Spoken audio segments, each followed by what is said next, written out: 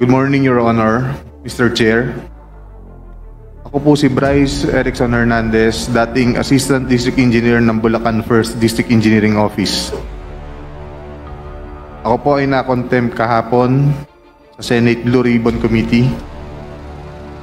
Habang ako po ay nakadetain, kapag-isip po ako at nagdesisyon na maglabas ng ilang nalalaman ko sa flood control project base po sa aking natatandaan sa ngayon. Tama po si Senator Lacson na ang mga engineers ng DPWH ay tila naging legman o bagman na lang. Kung tatanungin niyo po ako kung sino o kanino kami naging bagman, sasagutin ko na po ngayon.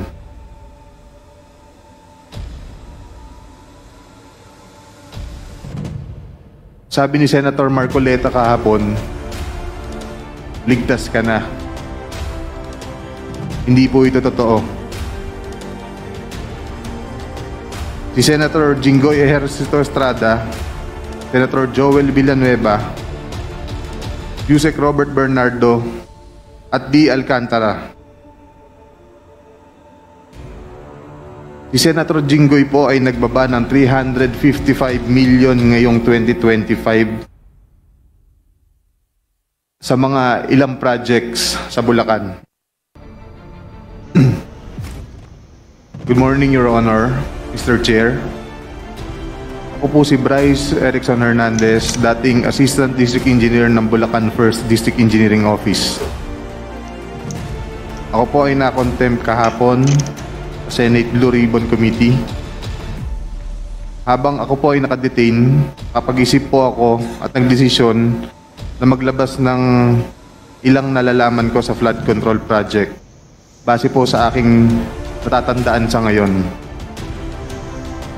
Tama po si Senator Lacson na ang mga engineers ng DPWH ay tila naging legman o bagman na lang. Kung tatanungin niyo po ako kung sino o kanino kami naging bagman, sasagutin ko na po ngayon.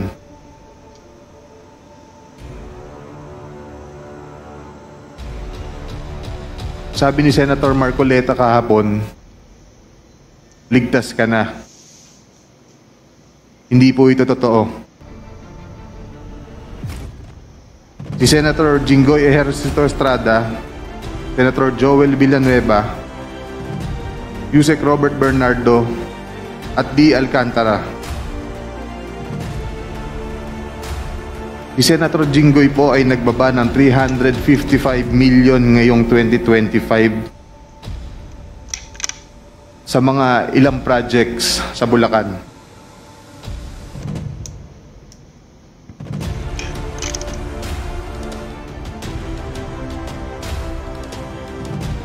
At ang sabi po ng boss ko dito ay 30% ang commitment dito.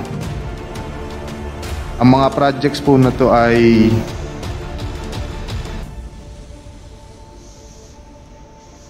construction of flood mitigating structure with pumping station and floodgate phase 3 sa Hagonoy, Bulacan. Flood control mitigating structure with pumping station and floodgate sa Malolos, Bulacan. Hindi ko na po babasahin lahat to. Isasama ko po to sa aking written statement. No, mahalaga pong basahin yung buong listahan ng mga proyekto. These are the line items that everyone has been talking about, so I think the nation deserves to know which particular line items that are in the GAA that are being implemented for these particular personalities. Mr. Chair, may I also request that he be directed to read the entirety of his salaysay? Yes. And not to select portion of his salaysay. Yes, he will. I think he will be required to read the entire, but we need the specific line item in the General Appropriations Act to be able to tie these particular projects to political personalities, not just DPWH engineers, not just contractors. Please proceed. Mr. Chair,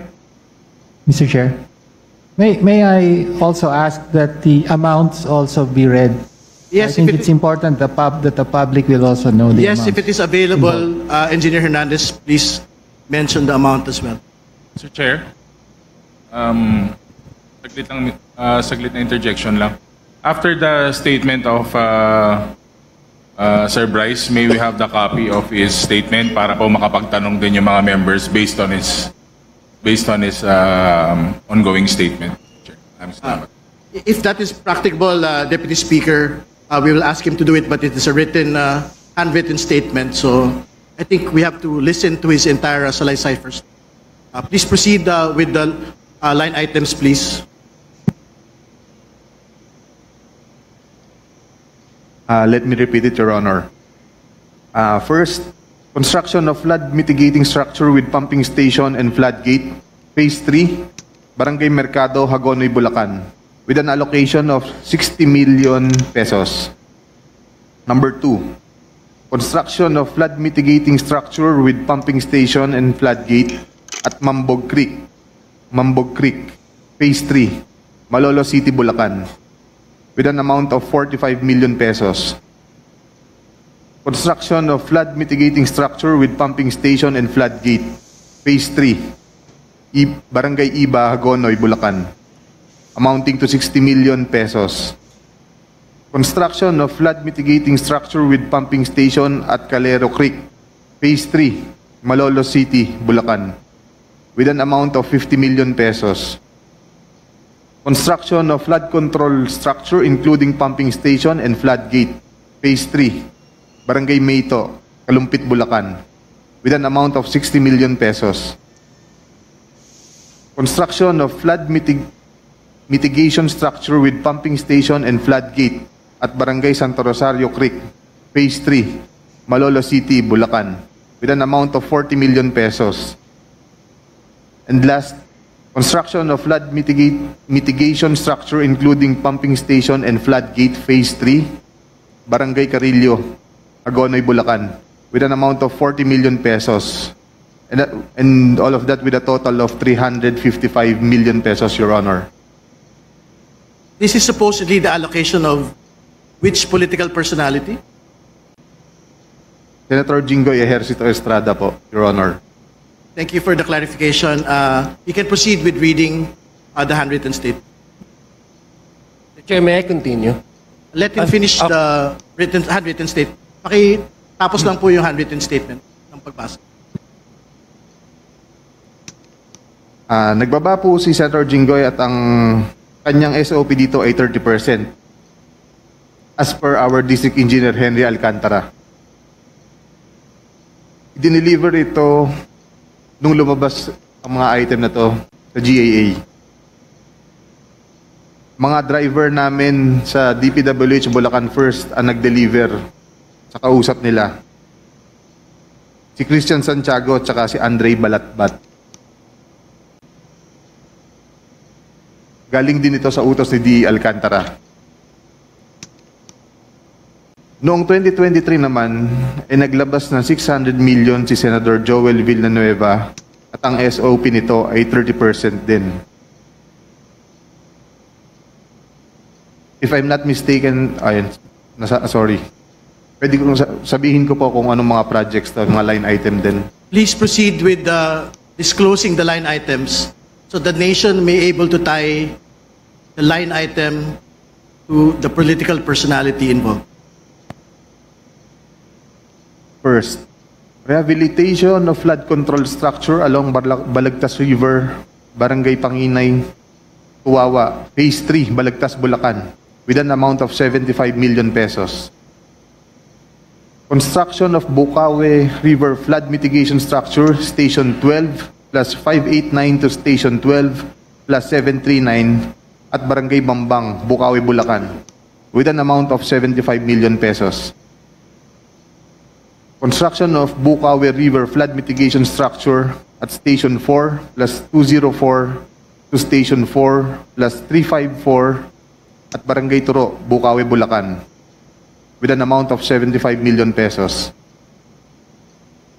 Construction of Bukawe River Flood Mitigation Structure at Station 3 plus 036 to Station 3 plus 236 at Barangay Kaingin, Bukawe, Bulacan.